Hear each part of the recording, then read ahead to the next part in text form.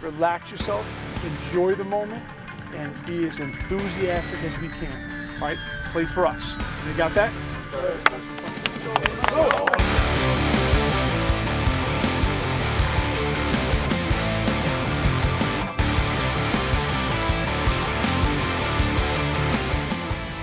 Terrific pregame advice there by Ketchum coach Pat Mealy, as the Indians are now just 2 wins away from a state championship. Welcome to this week's edition of Around the Diamond, your Tri-State baseball show on MSGVarsity.com and MSG Varsity Channel 614. This is the Metro Show. Ketchum, one of 3 teams headed up to Binghamton from the Hudson Valley to try and win New York State championships. This show's kind of the calm before the championship storm. Before Sunday, before Father's Day, you're going to have a PSAL champion crown, a Catholic League champion crown, 4 champions in Connecticut crowned, and 5 in the great state of New York. We're going to talk about some of those and a whole lot more on this week's show. And Ketchum is one of those teams, and they've, as I said, Coach Pat Mealy, I think any coach at this point of the season has learned to push all the right buttons. And his button he's pushing right now, as you saw in that open, was just the relaxedness that Ketchum has and the confidence that Ketchum has. And they're a type of team that, they don't get fazed by any early game struggles. And we saw that this past weekend. They won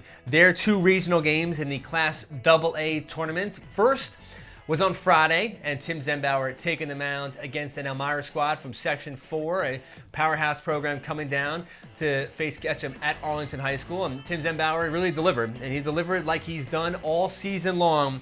Moves to 8-0. Ketchum was a team that scored 39 runs in 4 Section 1 playoff games, had a 6-day break, and the offense took a little bit like a 6.5-day break. They didn't really get going here until the middle innings, but really, Tim Zembauer had their back. Complete game, 3-hitter, 7 strikeouts, no walks, and he really took Ketchum on his shoulders until they broke open here with a Jordan Bishop RBI single. Kevin Duke followed later in the inning with a RBI in a 2-run 4th inning. Here is Duke's liner past third baseman, scoring a run from second. And really, that was all the offense that Tim Zembauer was going to need. He was marvelous yet again. He goes to 8-1 on the season. Later in the game, Jacob Morgenstern broke out of a little bit of he called it a slump, a RBI moonshot double in the 5th inning. So they beat Elmira 3-1. Elmira scored a run in the 7th, but stranded them against Zembauer in the 7th. So now Ketchum had to regroup, and less than 24 hours later, get back on the field and take on Valley Central, which had a bye in the opening round of the state tournament, the Section 9 champions. And Ketchum, again, early game struggles with the offense. They hadn't had offensive struggles all season long, but defensive and pitching was really what gets them through it. They turned to sophomore Greg Blum, and again, he was the winning pitcher in the Section 1 championship. It was a 1-0 Valley Central lead on a Donnie Florio RBI in the 2nd inning, but Ketchum bats broke open, good balanced offense, and you see Dylan Deanna getting some big outs here, and Ketchum's offense, leading to stolen bases there. Justin Scorzini, a big stolen base there. Tyler Sinelli followed with a ground ball. Everybody safe. Sinelli beats it out of first. That put Ketchum ahead 2-1 in the 6th inning. And just the calm, loose play of Ketchum leads to another run, and they go on to win this game 5-1 there in the squeeze RBI. And then Jacob Morgenstern, again, another moonshot into deep right center field at Arlington High School, and Morgenstern is pumped. And when you have a guy like Morgenstern at the top of the lineup hitting the way he's hitting, this Ketchum squad is only going to gain confidence, as they've been just lights out all season long. And Dylan Deanna gets the final out for a 5-1 Ketchum win. Afterwards, we spoke to Ketchum about that relaxed style they have. Now moving on to Binghamton. Well, the kid had a good pickoff move, so he told me to stay close and play it safe. And then when I got to second, I saw that coach gave me the green light and, wanted to stay close too, because he picked off before at second. And I saw that the third baseman was back, and then when he left it up, I was gone. And everybody says that was my run, but team effort, we never gave up. And our pitcher, Greg, pitched his heart out and kept us in the game the whole time. Doesn't get a decision, but just as you said, pitched his heart out, pitched great. And Ketchum now moves on to the Class AA semifinals on Saturday in Binghamton. Who's going to be joining them from the Hudson Valley? You had a Rise squad that not many people even picked to get to a championship in Class A, and now here they are, 2 wins away from a state title. First, this past weekend, they had to get through a very talented Wallkill squad from Section 9, and they took on Wallkill at Canteen Field in Socrates on Friday. You see Tim DeGraw right there. He profiled him earlier in the season, and he is just the epitome of a table setter. 5 times on base in the regional final, and then did it again here, driving in a run in the regional semis, driving in Jay Little right there. Rye, again, George Kirby didn't have to pitch in this one. They held him out for the regional championship. Jake Meyerson was just as good. And Meyerson comes through, and you see Rye's offense getting a 5-run third inning in this one. And it was all to support Meyerson would need the left-hander, complete game 3-hitter, 7 strikeouts, 1 walk, only allowed 1 earned run, and he was masterful in this one. Rye broke it open, as we said, 5 runs in the 3rd inning. Did it with offense, did it with pitching, did it with defense, and they get a very, very calm celebration from Rye. I think once they won the section championship, then they felt that, hey, listen, we're right there. We're as good as any team that we face right now. And Griffin Tootin afterwards said we're a bunch of idiots and we feel that we could just go out there and beat anyone. Well, they had another team with a tough, quick turnaround. They'd take on Maine Enwell on Saturday at John Jay Cross River High School. It was far less travel than it was to go to Socrates in the regional semis. John Jay Cross River hosting the regional championship. Maine Enwell, 3-hour drive from Binghamton to play this one. And Rye jumped on them early, scored a run, 2 runs in the 3rd inning. Really scratched him out and gave George Kirby all the support they need. He threw 153 pitches in the Section 1 championship, was a model of efficiency this time around, didn't really walk anybody, 76 pitches in a complete game, 5-hitter, 6 strikeouts. You see there a huge grand slam home run by freshman Matt Bruno, a little bit more on him. Ryan took a 2-0 lead into the 6th, and that was the icing on the cake in a 10-run 6th inning for a 12-0 win for Rye. Griffin Tootin, 3 hits, 3 RBIs. I mentioned before, Tim DeGraw got on base all 5 times at the top of the lineup for Rye. Brendan Tripodi, 2 RBIs, and DeGraw just terrific. He right now is in the running to be MSG Varsity's Regional Player of the Year. He has been that good for Hudson Valley, out of the Hudson Valley for Rye High School. And just quickly about Rye. Again, baseball's, Father's Day coming up. Maybe I'm getting a little nostalgic about fathers in baseball. Just quick things. Catching baseball, I go to the game on Friday. It was a 3 o'clock start on the Friday. Some people can't get out of work. One of the fathers came up to me. I do the iScore, the game cast online, and it's the pitch-by-pitch updates. And a father who just really only got there for the final out came up to me and said, "Thank you so much. I followed the game online, and I felt like I was here, and it meant a lot." That was great. Matt Bruno. Only 2 at-bats all season long. He is the nephew of Rye coach Mike Bruno. And, it was a tough week for Mike Bruno because he got so criticized after the Section 1 championship, throwing Kirby for 153 pitches. Well, here he gets to put in his nephew, Matt Bruno, and I know his Matt Bruno's father was sitting in the stands right near me. And Matt Bruno got into pinch run early in that 10-run inning. Rye bats around. Now Matt Bruno gets an at-bat in the state tournament game, which was great. 13-pitch at-bat. Caps it with a grand slam. I was right next to Matt Bruno's father. I thought the guy was going to need CPR. He just could not believe that his son, his freshman, just hit a grand slam in the state tournament game. And then Rye-Neck. Before we get to Rye-Neck in a second, very cool story is that Chris Pennell pitches for Rye-Neck, and he had some big outs in this one, as you'll see in a minute. But his brother Ryan Pennell, former Rye-Neck starting, was an ace on that team. He goes to Elon College. He got drafted during the Rye-Neck game in the 21st round by the Tampa Bay Rays. Ryan Pennell was at the game. I'm at the game. I see Ryan Pennell as the tweet comes through that he got drafted. I look down at him. He has no idea. So I'm watching him. I said, eventually he's going to realize this. Someone's going to call him. Someone's going to tell him. And I got to see the moment when he found out. His girlfriend actually called him. And then I got to witness the moment when he got to tell his father that he got drafted.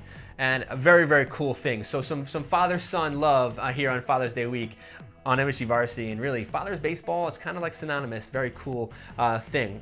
Rye-Neck, we talked about them.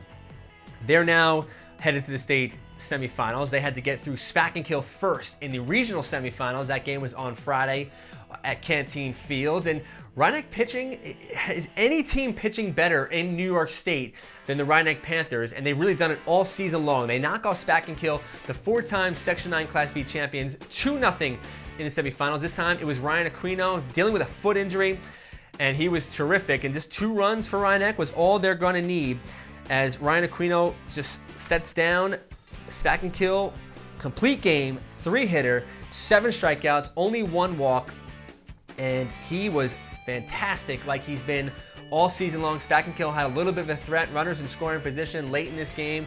Aquino rears back and gets the outs he needs. And Chris Cassione, a big force out there at second base, and Rye-Neck rolls, not really rolls, but they hang on for a 2-0 victory. to earn a spot in Saturday's regional final. And again, Aquino and Spadafino and Pinnell, just this pitching staff just doesn't seem that they're going to be denied. To get to Binghamton, though, they had to beat Mattituck in the regional championship game. And again, another team, they played on Friday. The regional finals was on Saturday. Rhinebeck, less than a mile drive down to Mamaroneck High School, where they were hosting the regional championship game against the Mattituck team from Long Island, traveling 101 miles for the regional game. Both teams played on Friday, and it just seemed like Rhinebeck was a little bit fresher in this game early on. Rhinebeck scored a run in the first inning as they're trying to, you see their coach Tyler Slater, talking about a guy who's just done an unbelievable job massaging his pitching staff.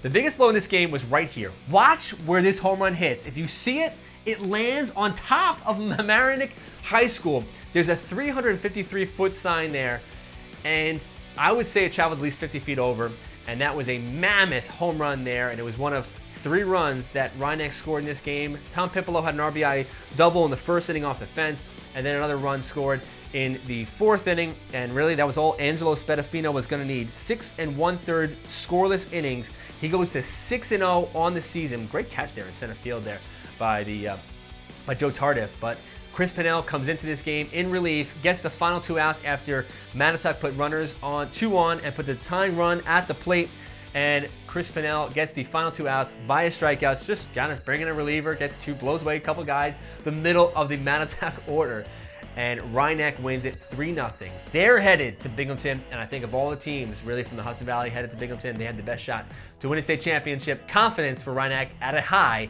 and we spoke to them afterwards. I just saw it, it looked good to me, and I just put a good swing on it, and although my foot's hurting a little bit, it doesn't really affect my swing, and I just saw that pitch well and drove it. Well, I actually didn't see where the ball went. It's just I heard from everyone screaming and the feel off the bat that it was gone, and I was just focused on my foot, not getting it hurt on the trot, so it felt pretty good. It was funny. I watched Ryan Aquino as he just unloaded that shot. You know, he hurt his foot before the regional semifinals, the game he pitched, some tendons issue, and he really just can't run. He's still going to bat, and he still can play the field, but he really just can't play the position very well. A pitcher, and he had the DH on Saturday, but you only have to trot around the bases when you hit a ball 400 feet, and Ryan Aquino just went into his home run trot. And Rhinebeck's dominance in pitching has just been unbelievable. First, they've played 26 games. They're 24-1-1. In 24 of the 26 games, they've allowed either 0, 1, or 2 runs, which is pretty incredible. And the other 2 games, they allowed 3 runs. A 3-2 loss to John Jay Cross River and a 10-3 win over Bethel, Connecticut. So this Rhinebeck squad, they've outscored their opponents 168-25 this season. And Team ERA for the season, 26 games, 0.64, 195 strikeouts in 185 innings.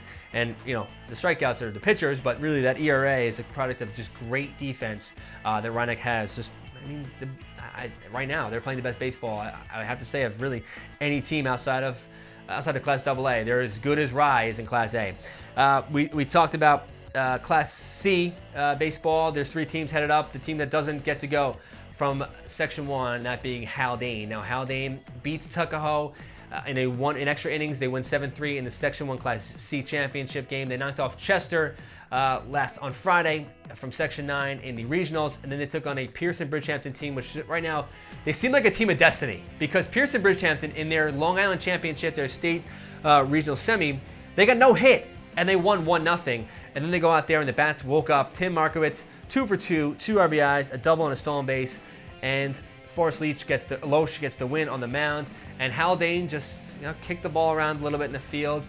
They did score a run in this one, but they lost 5-1 to Pearson-Bridgehampton, and Pearson-Bridgehampton will now move on to the New York State Final Four in Class C, and they are 2 wins away from a state title, and Haldane really thought that they had the momentum going for them, especially with, I guess, upsetting Tuckahoe the way they did in the Section 1 final, but they just couldn't get past Pearson-Bridgehampton in the regional championship. So Haldane's season is over, and we have 3 teams now going up to the state semifinals, or the state final four in Binghamton this weekend, and we see who they are. We know who they are. They're Ketchum, Rye, and Rhinebeck, and we see the schedule for them this coming weekend. And Ketchum in the Class AA field at Maine Anwell High School, the semifinals. The first semifinal is actually West Islip, the Long Island champion, taking on Victor of Western New York. Then you have Ketchum. They're going to take on Shenendehowa. 23-1 is Shenendehowa from the Albany region at 1 o'clock. The winners of those two games will play for the state championship in Class AA at 4 o'clock. And then over in Class A, those games are at Union Endicott High School. It says it's a 7-minute drive according to Google Maps. I'm hopefully going to make that drive back and forth to watch a couple of Section 1 teams playing for state titles. You have Bayport Blue Point, the Long Island champions, defending Class A state champs, taking on Sutherland of Western New York. And then, of course, Rye taking on Albany region, Averell Park at 1 p.m. Averell Park, a number 8 seed in the Section 2 championship in Albany. And they're on a little bit of a Cinderella run, so Rye going to have to break that glass slipper off for Averell Park in Class A. And then, of course, the Class B field is Rhinebeck taking on Livonia of Western New York at 10 a.m. These games are at Binghamton University. Great complex there for Rhinebeck fans going up there. And you have Clinton taking on Section 2 champion Chalmont at 1 p.m. The winners will stick around, get some lunch, and play for a state title at 4 p.m. at Binghamton University.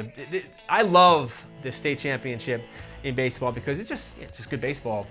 The only problem is that it's at 5 different sites, and so it's some driving. I find myself kind of racing through the streets of Binghamton, and hopefully the Binghamton police aren't out in full force on Saturdays. I try and get out to different sites, but I'm gonna try and get to Rhinebeck at 10 a.m. on Saturday, and then maybe split the time between Ketchum and Rye on Saturday at 1 p.m. And hopefully I wouldn't mind having the dilemma of trying to choose between one of 3 state finals at 4 p.m. on Saturday. It's gonna be a very fun weekend up in Binghamton.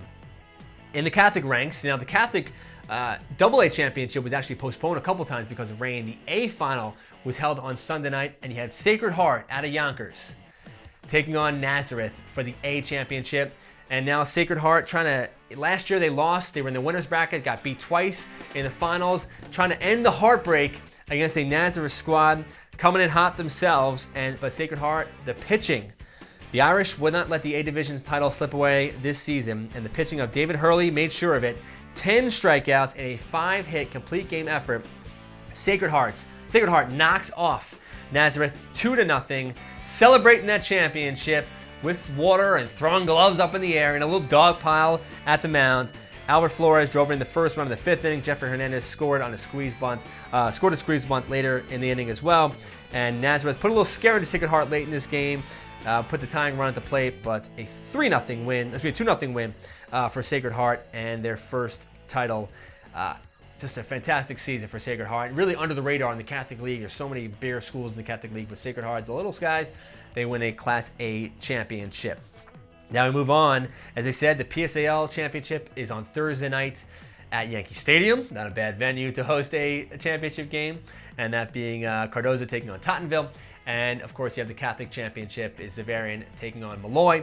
And in Connecticut, you have your 4 state championships. And really, it's hard to predict the state finals in Connecticut, but we have it. And Amity. I mean, what an unbelievable story Amity is, year in, year out. Last year's state champions, they lose so many players from last season. And now here they are as a 17 seed in the Connecticut, and now they're into the state finals. And they move on. They're going to play actually on Friday night. And here we see the Connecticut State Championship field for the Class AA field. Amity, they took on number 1 Fairfield Prep, the team that they beat in the semis last year. This was supposed to be Fairfield Prep season. Fairfield Prep beat them twice. And then Amity upsets them in the opening round, and they really haven't slowed down since then. Outscored their opponents 25-3 in 4 state tournament games. And now trying to finish it off, go back-to-back when they take on Southington. All 4 of these games are at Palmer Field this weekend. That game's actually on Friday night. And then you have the Class L final is Notre Dame West Haven taking on Massac. In Class M, you had St. Joseph's and Rocky Hill. That game was late last night, and Rocky Hill won it in 12 innings, so we got to update that. Then they knocked off, the number 1 seed is Rocky Hill. They knocked off St. Joe's, the defending Class M champions from the FCX, so great season by them. Take on Haddam Killingworth, the 11th seed in the Class M final. And the lone team from really the second team from the MSG Varsity coverage area still alive is Thomaston from way up in northern Connecticut. Going to take on Portland in the Class S final. And now on to the poll, where this week's show I considered wearing a brown paper bag over my head. I'd like to thank the teams from New Jersey for really screwing up our poll this week. They did a fantastic job doing that in the state semifinals and finals. Of course, I'm just joking around, but you're going to see a lot of craziness in the next, I don't know, about 2 minutes as we reveal our top 20 poll. And really, it's not just New Jersey. It was really all over the place, and just the movement that we had. We have a new number one for the 4th week in a row. And we have some teams that were not ranked pretty high up, and you're going to see that in just a moment. Let's start now at the bottom of the poll, our bottom 5 teams, starting with their Class A champions from Section 1, Rye High School, 22-4. When you hit the ball the way Rye does, and you get the pitching of George Kirby and Luke Meyerson, you belong in the top 20 in the Tri-State, and Rye is there after being not ranked all season long. Our number 19 team, losers in the state championship, but going to stay right where they are. Number 19 in the poll from New Jersey, that is Mount Olive at 23-7. Entering the poll, 1 win away from a PSAL championship from New York City, and that is our number 18 team is Tottenville at 18-2 in league play. Our number 17 team is a team that just got eliminated last night in the Connecticut State Tournament, Fairfield Ward, so they're staying in the top 20s, most likely going to be pretty short, 1 week. Amity playing for a state championship in Class LL in Connecticut. And number 16, Hunterdon Central, I feel like their season ended a month ago. They're going to stay at the 16th spot, 21-4 on the year. Now to the 15th. Team working their way up the rankings has a shot to surge up this weekend in Binghamton, that being Bayport Blue Point, your reigning Class A state champions, peaking at the right time, 19-6. Our number 14 team is Chaminade, another team that hasn't played in a while. Their season's over at 16-5. Your Catholic runner-up in Long Island and Suffolk, Nassau, Suffolk. And number 13 team, still playing in the Catholic League for a New York City championship, is Malloy, 18-3 overall in league play. Number 12 is Westfield from New Jersey. They are 20-4, dropping 6 spots to number 12. And our number 11 team is your champions from the Long Island Catholic League, and that is St. John the Baptist, 23-5, dropping 1 spot. So you saw some movement. You see teams, as you said, it's really difficult now. You don't want to penalize a team because their season's over, and especially a team like St. John the Baptist, who's, I'm sure they've had their graduation already, and a lot of their kids are on their summer break, but they are the number 11 team. They drop a spot. Now we go on to our top 10 team, where the biggest craziness of the season now begins. Number 1 all season long, Seton Hall Prep, dropped to 7. Now they're number 10 in the poll. Now we're number 9 team. Spent a week as a number 1 squad, that being Don Bosco, dropping 4 spots at 19-9 in New Jersey. Number 8, Bergen Catholic vied. They're really a top 3 team all season long, now dropping 5 spots to number 8, 21-5 on the season. Our number 7 team, St. Joseph Regional. They were number 2 last week. They lose in the state championship in the non-public A in New Jersey. They're 24-6. That's how they finish. Number 6, state championship losers in Group 4 in New Jersey. Our former number 1, that being Roxbury, dropping 5 spots. 25-8 is Roxbury. Now we go to the top 5, where we're gonna put some disclaimers on some things. Now our number 5 team, moving up 4 spots, is your Long Island champion, West Islip. They're headed to Binghamton for the state Final Four in Class AA. They are 21-5. Now number 4 is Jackson. Your Group 4 public state champions, not ranked. That is not a mistake. They were not ranked last week. They go to number 4 in your poll. Pulled off some big wins. Really, they were like the 21-22. They were on the doorstep last week in New Jersey. And now here they are as number 4 team, 20-7. That's not where it ends. Not ranked last week. Number 3 this week. St. John Vianney's, your class. Your non-public A state champions. How are you not going to put your non-public state champions in New Jersey in the poll, in the top 10, even in the top 5? They're number 3 at 20-7. So now you're wondering, who the heck is number 1? Well, number 2 first. That is R.C. Ketchum from Hudson Valley. They move up 6 spots. A couple big wins over the weekend in regional play. 23-3. They move up 6 spots. Your number 1 team in the poll is Poly Prep. They move up 3 spots, 21-3 in the season. Yes, their season is over. They're 4-time defending independent school champions. Now, Poly Prep is another school that most likely held their graduation, like most private schools. They basically end in like the end of May. And their school students probably out for the summer. They're gonna hear, hey, we're number 1 in the MSG Varsity poll.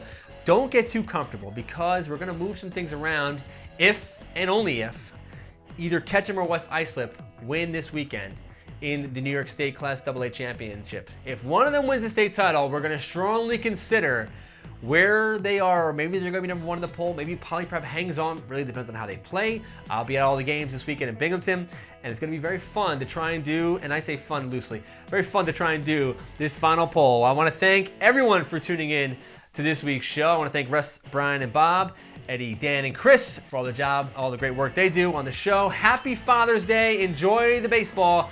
Next week, we're going to put a bow on the entire season. Thanks for watching.